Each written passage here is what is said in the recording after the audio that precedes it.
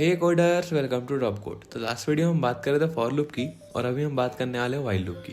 देखते हैं while loop for loop से कैसे अलग होता है। यदि आपने फॉर लूप की वीडियो ना देखी हो तो मैं आपको रिकमेंड करूंगा कि आप जल्द से जल्द फॉर लूप की वीडियो देख लें, जिससे आपको ये वीडियो समझने में आसानी हो। So without further due let's move to our video. Hey coders, तो हम शिफ्ट हो चुके अपने पैनल कॉपी पे। तो चलिए देखते हैं कि वाइल लूप किस प्रकार वर्क करता है।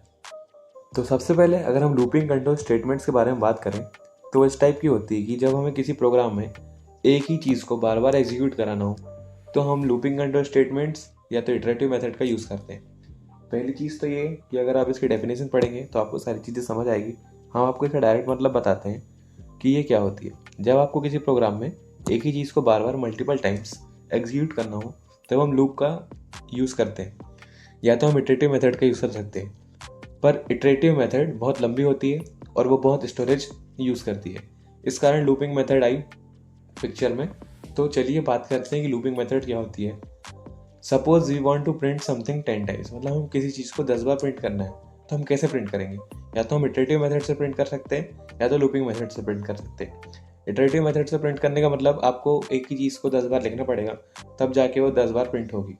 पर लूपिंग मेथड में हम क्या करेंगे कि हम उसे एक लूप में फंसा देंगे और वो तब तक प्रिंट करेगा जब तक हमारी कंडीशन ट्रू नहीं हो जाती। चलिए जानते हैं कि लूपिंग मेथड्स क्या होती है, किस किस टाइप की होती है। सबसे पहले अगर हम इटरेटिव मेथड की बात करें तो अगर हमें किसी चीज़ को 4 बार या 5 बार प्रिंट करना हो या हमें 5 बार हेलो वर्ल्ड प्रिंट करना हो तो हम देखते हैं उसे कैसे प्रिंट कर सकते हैं इटरेटिव मेथड की हेल्प से। चलिए देखते हैं। तो उसके लिए हमें क्या करना पड़ेगा, हमें हमारी 3 बेसिक लाइन लिखनी पड़ेगी, उसके बाद मेन फंक्शन बनाना पड़ेगा। उसके बाद क्या होगा, हमें सी आउट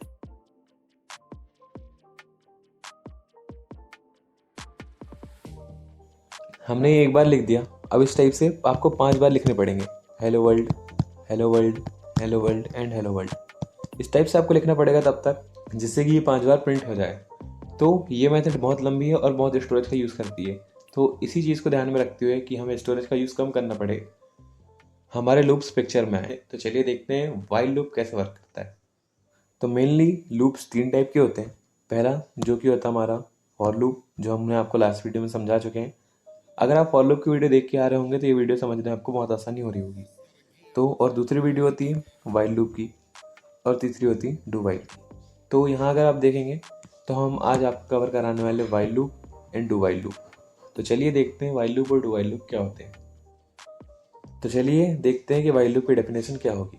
सबसे पहले अगर हम देखें तो while loop are used in a situation where we don't not know exact number of iteration of the loop before end. इसका मतलब क्या कह रहा है, जब हम फॉर लूप का यूज़ करते थे तब हमें पता होता था कि कितनी इटरेशन लगने वाली। जैसे हम 1 से लेकर 10 तक के नंबर प्रिंट कर रहे थे तो वहाँ हमें पता था कि 10 बार इटरेशन चलने वाली है। पर वाइल लूप का यूज़ हम ऐसी जगह भी कर सकते हैं जहाँ हमें पता ना हो कि इटरेशन कितनी बार चलने वाली है। जैसे कि अगर आप देखेंगे कि यदि हम वाइल लूप लगा के यहाँ पे कंडीशन 1 दे दें तो ये हमेशा ट्रू होने वाली है। हमें पता नहीं है कि हमें रुकना कब है।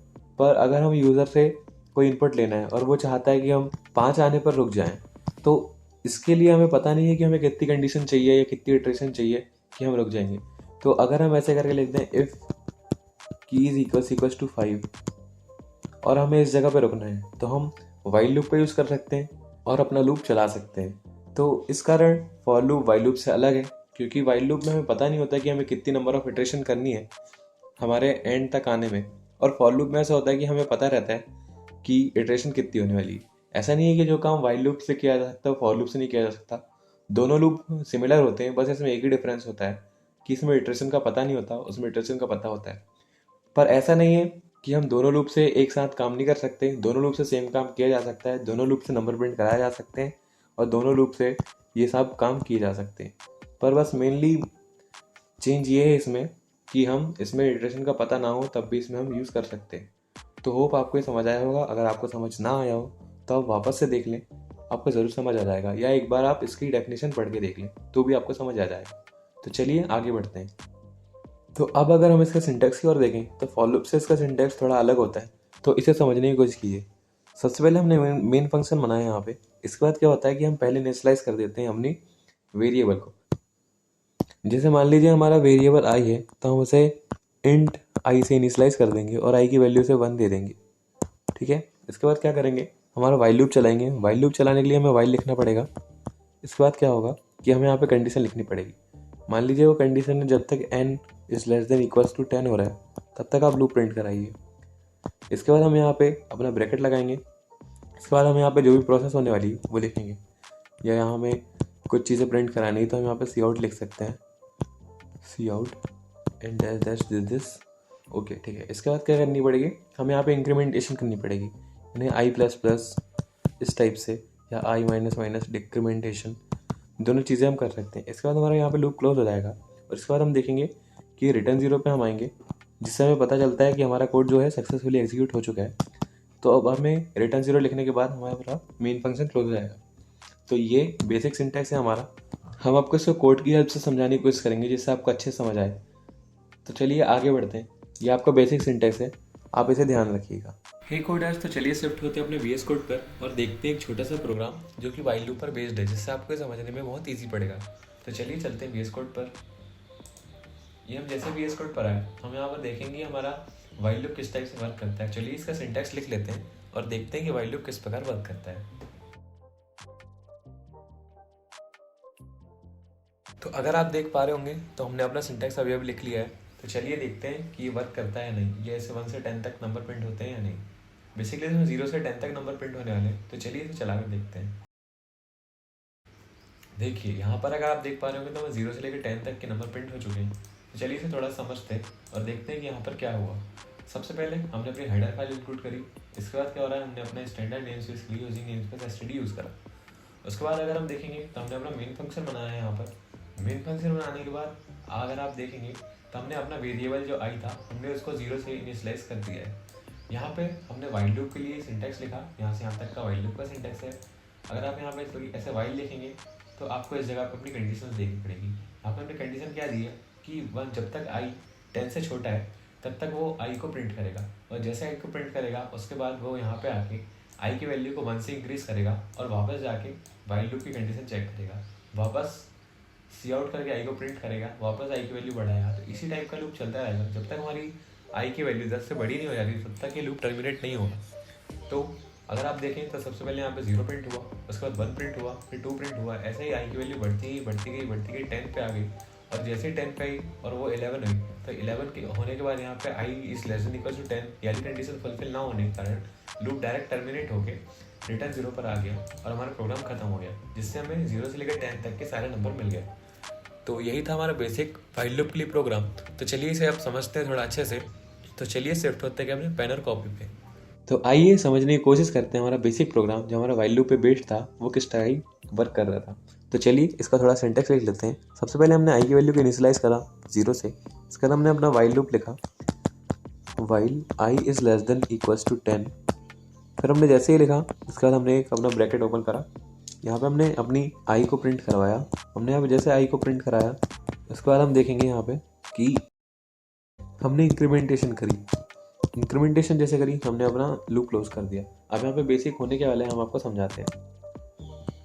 तो सबसे पहले अगर देखा जाए तो आई की वैल्यू क्या हो रही है कि आई की वैल्यू थी 0 और एन की वैल्यू, एन जो हमारे जहाँ तक नंबर प्रिंट करना था वो थी 10। ठीक है, तो हम यहाँ पे अपनी कंडीशन लिखते जाते हैं। तो जब तक यहाँ पे 10 ये कंडीशन, हमारी आई की वैल्यू थी 0। ठीक है, आई की वैल्यू 0 थी तो हमारी ये वाली कंडीशन ट्रू हुई।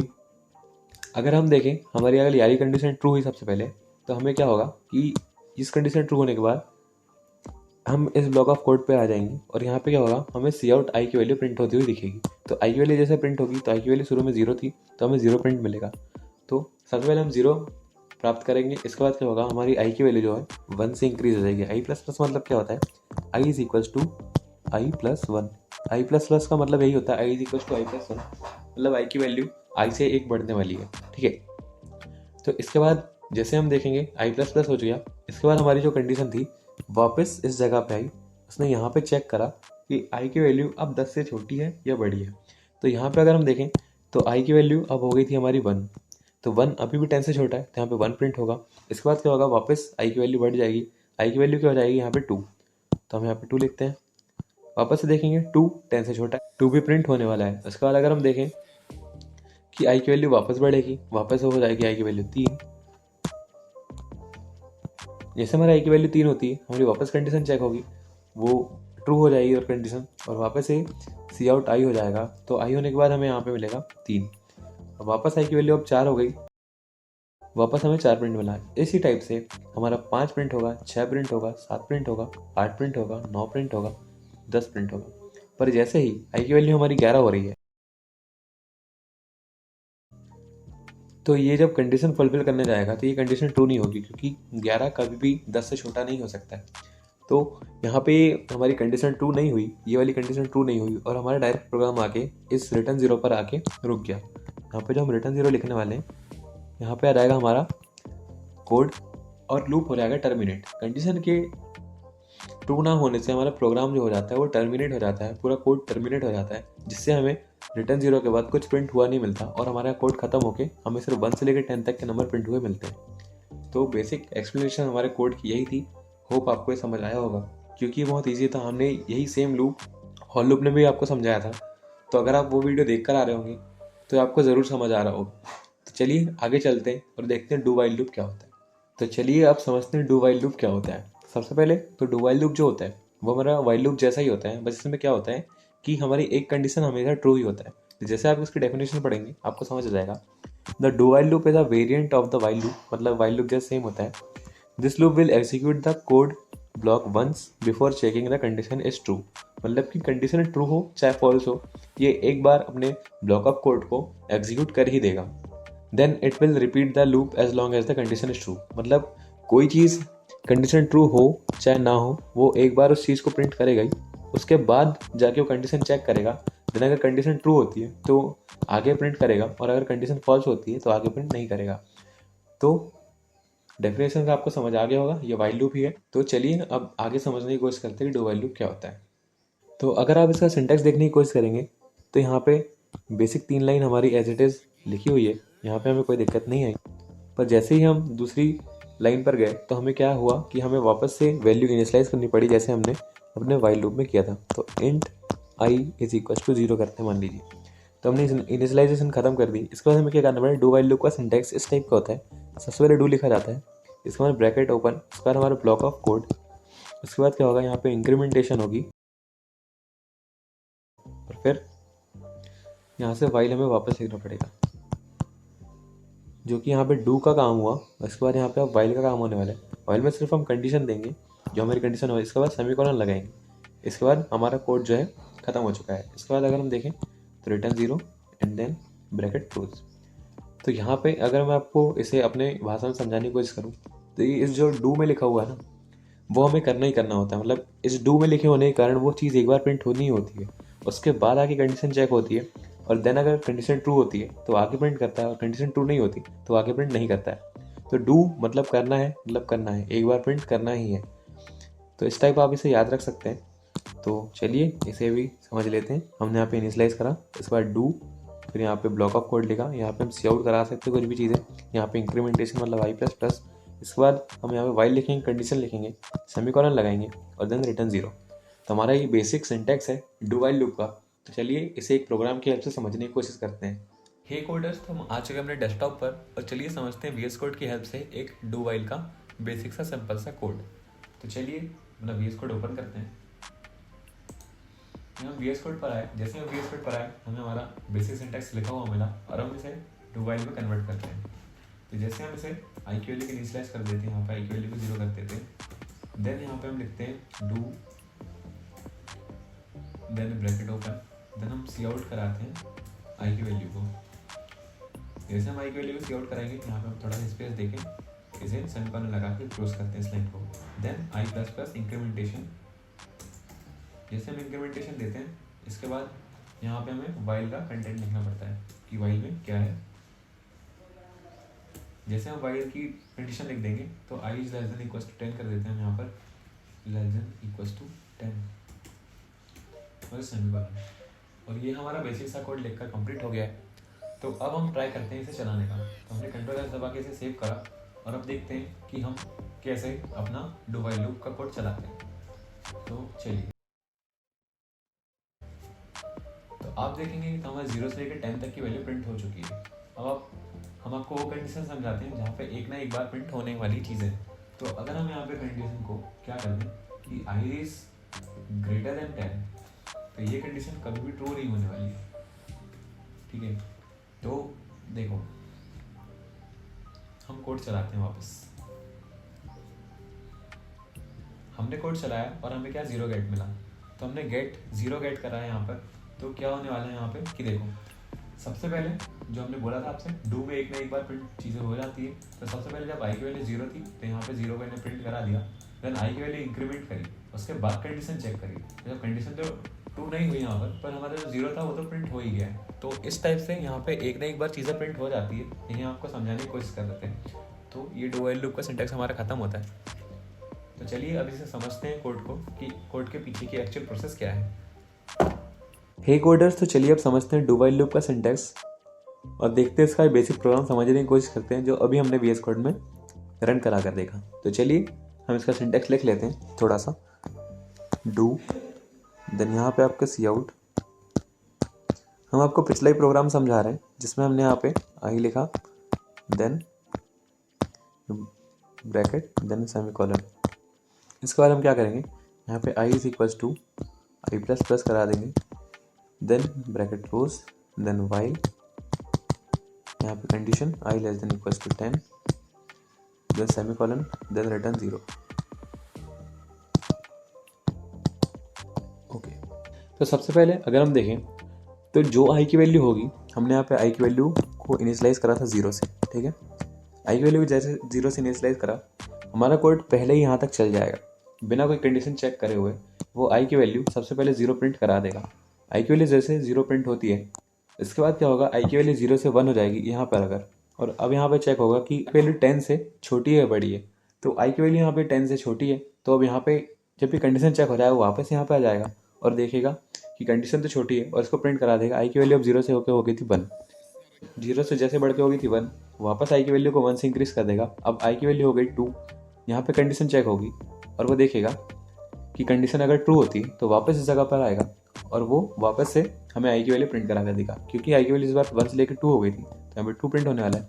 देन वापस आई की वैल्यू अब यहाँ पे 3 हो जाएगी, वापस कंडीशन चेक होगी, वापस वो इस जगह पर आएगा और आई की वैल्यू को प्रिंट करा देगा 3, ऐसे ही लेके 4, 5, 6, 7, 8, 9, 10। अब जैसे 10 हो गया, अब 10 की वैल्यू यहाँ पे हो गई 10 और यहाँ से इंक्रीज होकर 10 की वैल्यू यहाँ पे जाएगी 11। 11 10 से छोटा नहीं है और यहाँ पे लूप टर्मिनेट हो जाएगा और हमें 0 से लेकर 10 तक के नंबर मिल जाएंगे। अब आप अगर देखें तो आपको ये समझ आ रहा होगा कि इसमें भी 0 से लेकर 10 तक ही नंबर प्रिंट हुए, पर इसमें अलग क्या है वाइल लूप से। तो अगर आप इसे ध्यान से समझे होंगे तो आपको यहाँ पर समझ आया होगा कि यहाँ पे आपको समझ आई होगी एक चीज़ कि जब आई की वैल्यू 0 थी तो उसने बिना किसी कंडीशन को चेक कराए 0 प्रिंट करा दिया था। वैसे ही इसके बाद कंडीशन चेक होना चालू हुई थी कि 1 छोटा है या बड़ा है, तो 0 तो पहले प्रिंट हो गया था। जैसे मैं आपको इसकी डेफिनेशन समझाई थी, ये एक बार कोड तो प्रिंट करा ही देता है एक बार, तो हमने वैसे ही एक बार प्रिंट कराया और यहाँ पे हमें 0 प्रिंट होकर मिल गई वैल्यू। तो इसी टाइप का हमारा डू वाइल लूप का छोटा सिंटेक्स था जिससे आपको समझ आया और आपको समझने में ईजी पड़ा होगा क्योंकि हमने वाइल लूप और डू वाइल लूप एक साथ करा दिया था। तो चलिए इस वीडियो को यहीं पे एंड करते हैं। सो मिलते हैं नेक्स्ट वीडियो पर। हे कोडर्स, होप ये वीडियो आपको समझ आई हो। अगर आपको वीडियो समझ आती है तो please hit that like and subscribe button and press the bell icon for the related content and please stay tuned for our next video. Till then, keep learning and keep coding. Thanks for watching.